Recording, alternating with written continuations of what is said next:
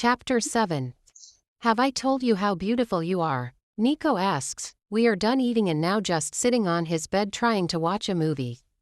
If I am being honest, I haven't paid much attention to the movie. My heart is beating fast. I can feel these electric jolts to my body. I guess it's the effect of having Nico so close to me.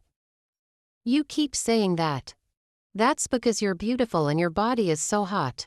You are too sexy for a 43-year-old woman, he says before he starts kissing me. He lowers me down on the bed and we stay there for a while just kissing before I decide to pull away. He looks at me in surprise and maybe a little bit of disappointment. This isn't right, Nico. This could ruin my career. This could get you expelled from school and I am an adult and I know what I am doing. I want this as much as you do and no one has to ever find out. It could be our little secret. I really like you. I haven't liked someone as much as I do you. You don't know it's been sitting in your classes. Please don't push me away. I don't even care that you are married or older. If you have me, I will have you. Silence. Let me show you how much I feel for you, he says before he takes off my skirt and shirt. For a moment he just stares at me like I am the most beautiful thing he has set his eyes on. This young man makes me feel loved and wanted. He slowly eases my bra straps off my shoulders, then reaches behind my back and unclasps it entirely. It falls off. Perfection, he whispers. In an instant, his lips capture mine. He kisses my lips then moves to my neck as he slides my underwear off.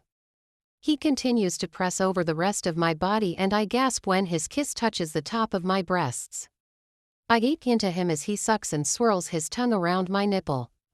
He devours one, then the other. My body is on fire. I feel like I am about to explode. I am needy and I want him to make me come. I have been waiting for this ever since he touched me. He pulls back a little. You are such a dream come true. Then he quickly gets his clothes off and I stare at his manhood. Lord, it's so big. When he turns back to me, he kisses me aggressively while he trails his finger between my legs and starts thrusting in and out. I gasp, hooking my nails into his shoulders. Nico. His fingers feel amazing. In that moment I am not Mrs. K, I am just Penelope. He brings me to the edge of an orgasm and like last time, he stops. I groan in protest and he smiles. Patience, my love, he whispers. Then he gets on top of me and positions himself. I should pull back. This is wrong. This is Nico. He is my student and way younger than I am. Each thought comes faster than the other but I hardly have time to listen to them because in the next instant, with a hard thrust, Nico enters me. And just like that we cross a line. I lose myself to him like I have never done my entire life. For the next few minutes, he thrusts into me so hard I can hardly think straight. I have never had sex like this, not even when Dee and I were young and still had an active sex life. Holy shit. Nico, I cry, feeling an orgasm blooming low in my body. When I finally come, I lose it. I scream his name loud as my hands hold him tight to me. Shivers take hold of me for a moment.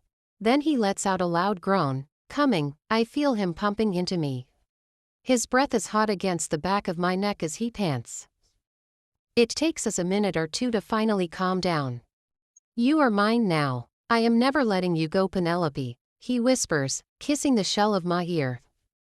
Knowing I am not his and I don't belong to him, I decide not to respond to that. I don't know why I felt I would get over the craving once I had him inside me because now more than ever, I want to be with him all the time. I want to feel this kind of high and alive. I want everything he has to offer and I don't even care if he is way younger than me, after all he is legal. I don't know how long we lie like that in silence. In the midst of my thoughts I must have dozed off because when I open my eyes, the room is dark. Oh shit. I get out of bed, turn on the light. Nico is lying on his stomach. The reality of what we did earlier finally hits me and for a moment there, I feel guilty for cheating on Dee. I grab my phone. It's 2 in the morning and there are several missed calls on my phone from my daughter, husband as well as Patra. I panic as I run around his room, searching for my clothes. I put my underwear and bra back on.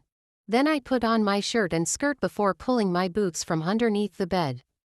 When I put them on, I grab my bag and stare at myself in the mirror to make sure I look decent enough. After finally finding a cab, I leave. Elab. The